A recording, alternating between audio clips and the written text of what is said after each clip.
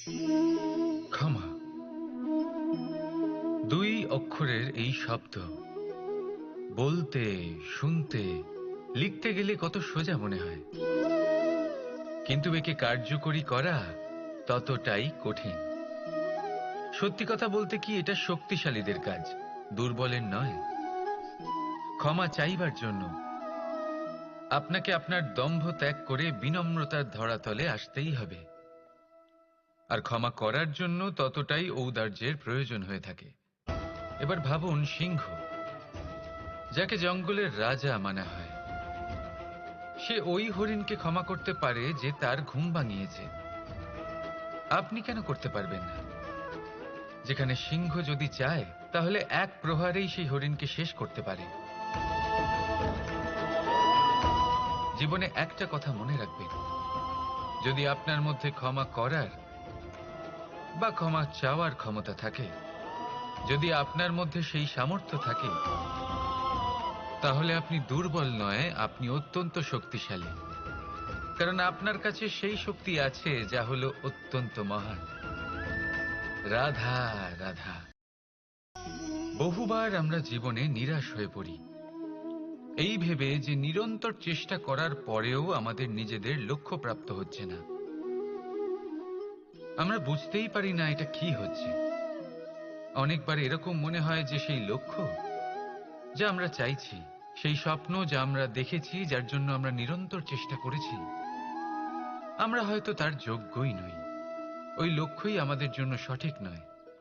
আমাদের মনোবল ভেঙে যায়, আর তা হলো অত্যন্ত কঠিন এক পরিস্থিতি। কিন্তু সেই সময় কি করা যেতে পারে? আপনাকে একটা উদাহরণ দিয়ে বোঝাই। কখনো কোনো বৃক্ষকে দেখেছেন? সেও অনেক কঠিন পরিস্থিতির সম্মুখীন হয়, যেমন পাতা ঝরার সময়। এই সময় এলেও বৃক্ষ হার মানে না। সে নিজের পাতা ও ফুল বদলে ফেলে, কিন্তু শিকড় কখনো বদলায় না। সে তখন অটল থাকে। আর এই সময় চলে গেলেই বৃক্ষকে দেখুন, আবার ফুলে ফলে পরিপূর্ণ হয়ে ওঠে। এইভাবে আপনিও জীবনে নিরন্তর চেষ্টা করতে থাকুন। তাও আপনি সাফল্য না পেলে নিজের পথ বদলে ফেলুন, কিন্তু সামনে এগোতে থাকুন, নিরন্তর চেষ্টা করতে থাকুন। কোনো না কোনো রাস্তা দিয়ে, কোনো না কোনোভাবে আপনি পৌঁছে গেলে আপনি জানতে পারবেন আপনার সাফল্য আপনার জন্যই অপেক্ষা করছিল। রাধা রাধা। আপনি মনুর বিষয়ে নিশ্চয়ই শুনে থাকবেন। ওনাকে একটা সুযোগ দেওয়া হয়েছিল। হয় উনি নিজের হালের রক্ষা করবেন, নয় এই সৃষ্টিকে আসন্ন প্রলয়ের হাত থেকে বাঁচানোর জন্য নৌকার নির্মাণ করবেন। উনি নিজের নির্বাচন করেছিলেন, আর আজ আমরা সবাই মানুষ নামে পরিচয় পেয়েছি। এমনই এক সুযোগ পেয়েছিলেন শ্রীরাম এবং সীতাও। ওনারা আবেগের ঊর্ধ্বে উঠে এই সংসারের সামনে এক সেরা উদাহরণ প্রস্তুত করেছিলেন। এরকমই এক সুযোগ পেয়েছিলেন রাবণও, এরকমই এক সুযোগ পেয়েছিলেন কংস। একটা সুযোগ, অন্যায়ের পথ ত্যাগ করে সত্যের পথে চলার। ওনারা সেই সুযোগ ত্যাগ করলেন এবং ওনাদের এই সংসার ত্যাগ করতে হলো। একটা অত্যন্ত গুরুত্বপূর্ণ কথা মনে রাখবেন, সুযোগ এই শব্দ যতটাই ছোট, এটা জীবনে আসেও ততটাই কম সময়ের জন্য। এবার এই সুযোগের আপনি কি করবেন? এর সদ্ব্যবহার করে নিজের নাম প্রকাশিত করবেন, এই সংসারে ইতিহাসে নিজের নাম অমর করবেন, নাকি অসফল হওয়ার উদাহরণ হয়ে উঠবেন, সেই সিদ্ধান্ত হলো আপনার। রাধা রাধা। স্বপ্ন, স্বপ্ন এই শব্দ আমাদের জীবনে কতটা গুরুত্বপূর্ণ হয়। কিছু স্বপ্ন এমন হয় যে আমরা রাতের মিষ্টি ঘুমের মধ্যে দেখি, তো কিছু স্বপ্ন আমরা খোলা চোখেই দেখি। কিছু স্বপ্ন আমাদের শান্তির ঘুম দেয়, আবার কিছু স্বপ্ন আমাদের ঘুমোতেই দেয় না। এবার খোলা চোখে দেখা এই স্বপ্ন ছোট হতে পারে বা বড়, কিন্তু এর সাথে যুক্ত থাকে সাফল্য। এবার আপনাকে একটা কথা বোঝাই, এই হলো আমার স্বপ্ন, এই হলো সাফল্য। এবার এদের মধ্যে যোগসূত্র হলো বাধা বিপত্তি। তাহলে যত বড় স্বপ্ন হবে ততই বড় বাধা, যত বড় বাধা বিপত্তি ততই বড় সাফল্য। মনে রাখবেন, আকাশের সব থেকে উঁচুতে ওড়ার জন্য বাজ পাখিকে মেঘের ওপর দিয়ে উড়তে হয়। তাই এই বাধা বিপত্তির থেকে দূরে পালাবেন না। অবশ্যই এ হলো সেই বাধা বিপত্তি যার থেকে সংসার দূরে পালাতে চায়। এই সেই অসুবিধা যা আমাদের জীবনে যাতে না আসে সেজন্য লোকে প্রার্থনা করে। কিন্তু এই সেই বাধা যার সম্মুখীন হয়ে আপনার সাফল্য প্রাপ্তি হবে, আপনি আপনার লক্ষ্যে পৌঁছতে পারবেন। তাহলে আসুন আমার সাথে ভালোবেসে বলুন, রাধা রাধা। প্রসন্নতা। এই প্রসন্নতা এমন কোন অনুভূতি নয় যা সৃষ্টিতে শুরু থেকেই ছিল। প্রসন্নতা হলো এমন এক অনুভূতি যা আপনাকে নিজের কর্মের দ্বারা অর্জন করতে হয়। আর যত অন্যকে দেবেন ততই তা অঙ্কুরিত হবে। অর্থাৎ যতটা প্রসন্নতা অন্যকে দিতে পারবেন ততটাই প্রসন্নতা নিজে চলে আপনার কাছে আসবে। এবার আপনি বলবেন, এ তো অত্যন্ত কঠিন কাজ, এ কিভাবে সম্ভব হবে? সবাইকে প্রসন্ন রাখা তো স্বয়ং মহাদেবেরও সাধ্য নয়। আমরা তো হলাম সাধারণ মানুষ, এ কিভাবে হতে পারে? চলুন, আপনার এই কথা আমি মেনে নিলাম। সবাইকে প্রসন্ন রাখা সম্ভব নয়, এটা 100% সত্যি কথা। কিন্তু আমরা চেষ্টা তো করতেই পারি যে প্রসন্নতা না হোক, আমরা যেন কাউকে দুঃখ না দিই। এটা তো আমরা করতেই পারি। যত এই দুঃখ দূর হবে ততটাই সুখ ছড়িয়ে পড়বে, আর যত এই সুখ ছড়িয়ে পড়বে ততই বাড়বে এই প্রসন্নতা। তাহলে আসুন এই প্রসন্নতার সাথেই বলুন, রাধা রাধা। ভাগ্য, সময় ও কর্ম। দেখতে গেলে আমরা সবাই এই তিনটি শব্দের সাথে খুব ভালোভাবে পরিচিত। হয়তো আমাদের জীবনে আমরা এই তিনটি শব্দের প্রয়োগ অবশ্যই করে থাকি। দেখতে গেলে এই বিষয়ে প্রত্যেক ব্যক্তির দৃষ্টিভঙ্গি আলাদা। কেউ বলে সময়ই হলো সেই মাধ্যম যা ভাগ্য বানায়। কেউ বলে ভাগ্যই হলো সেই যা সময়কে বদলে দেয়। কেউ বলে ভাগ্য এবং কর্ম এই দুই একই দাঁড়িপাল্লার দুই দিক। যদি আপনাকে সত্যিটা বোঝাই তাহলে ঠিক এইভাবে বোঝাবো। মনুষ্য জন্ম লাভ করা, মানুষ রূপে জন্মগ্রহণ করা, এটি ভাগ্যের হাতে থাকে। মৃত্যুকে প্রাপ্তি করা সময়ের হাতে থাকে। এই দুটি আমাদের হাতে নেই। কিন্তু মৃত্যুর পরেও চিরকালের জন্য অমর হয়ে থাকা, লোকের হৃদয়ে বসবাস করা, এটি অবশ্যই আমাদের হাতে আছে। আর এ আমরা অর্জন করতে পারি শুধুমাত্র আমাদের কর্মের দ্বারা। অর্থাৎ কর্মই হলো সব কিছুর আধার। তাহলে এর থেকে কখনো বিচলিত হবেন না। শ্রেষ্ঠ কাজটা করতে থাকুন আর আমার সাথে ভালোবেসে বলুন, রাধা রাধা। সংসারের সব থেকে মারাত্মক প্রাণী কে? কেউ বলবে বাঘ, কেউ বলবে সিংহ, কেউ বলবে সাপ। না, সংসারের সব থেকে মারাত্মক প্রাণী হলো একজন ভণ্ড মিত্র। অন্য সমস্ত পশুরা শুধু আপনার শারীরিক ক্ষতি করতে পারে, কিন্তু একজন ভণ্ড বন্ধু আপনার বুদ্ধির বিনাশ করতে পারে, আপনার বিবেকের বিনাশ করতে পারে, ভাবনা চিন্তা করার ক্ষমতা কেড়ে নিতে পারে। একজন ভণ্ড বন্ধু আপনার জীবনকে নষ্ট ও ভ্রষ্ট করে দিতে পারে। তার মধ্যে এত ক্ষমতা থাকে যে সে আপনাকে এমন পতনের পাকে ফেলে দেবে যে সেখান থেকে বেরোনো প্রায় অসম্ভব হতে পারে। আর যখন আপনি সত্যিটা বুঝতে পারবেন, আপনার মধ্যে জাগ্রত হবে প্রতিশোধের ভাবনা, যা কিনা সবার আগে আপনাকেই বিনাশ করবে। তাই জীবনে ভণ্ড বন্ধুর থেকে সাবধানে থাকুন।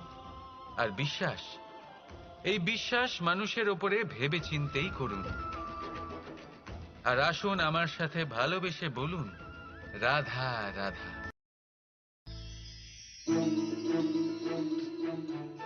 আহ, হাত পুড়ে গেল।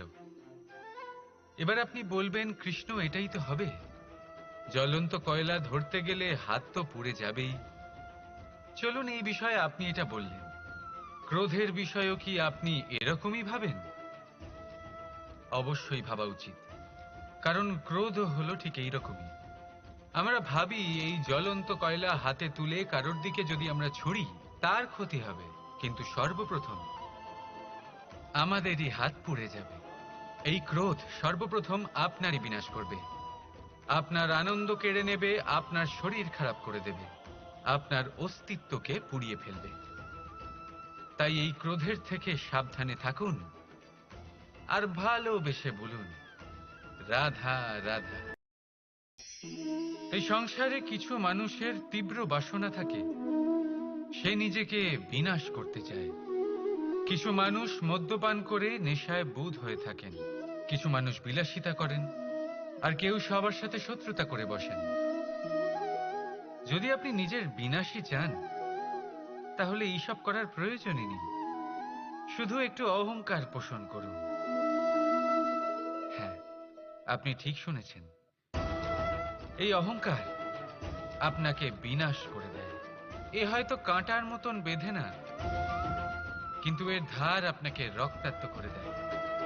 আস্তে আস্তে আপনার প্রিয়জন, আপনার বন্ধু, আপনার আত্মীয়, যাদের আপনি ভালোবাসেন, তাদের সকলকে আপনার থেকে দূরে করে আপনাকে একা করে দেয় এই অহংকার। যদি আপনি এই জীবনে বাঁচতে চান, তাহলে বিনম্র হতে শিখুন। আর যদি আপনি নিজের বিনাশ চান, তাহলে অহংকার পোষণ করতে শিখুন। সিদ্ধান্ত হলো আপনার, এই জীবন হলো আপনার। রাধা রাধা। আপনি কখনো কোনো স্বর্ণকারকে দেখেছেন? সোনা তারই হয়, গয়না বানানোর শিল্প তারই হয়। তাও ও বারবার সোনাকে গরম করে, হাতুড়ি নিয়ে বারবার তার উপরে প্রহার করে। কিসের জন্য? যাতে সে সেই স্বর্ণকে কুন্দন বানাতে পারে, প্রত্যেক আঘাতের সাথে তার মধ্যে থেকে খাদ বের করতে পারে। একজন বিবেকশীল ব্যক্তিরও এটা করা উচিত, যাতে এই সংসার আপনাকে আঘাত করার আগে আপনি নিজের মধ্যে থাকা দোষগুলো বহিষ্কার করে দিন। হয়তো একটু কষ্ট হতে পারে, কিন্তু এ অবশ্যই করবেন। যদি আপনি কুন্দন হতে চান, তাহলে নিজেকে নিজের স্বর্ণকার অবশ্যই হতে হবে। রাধা রাধা। দেখুন এই ঘাসকে, কত কোমল, কত মধুর।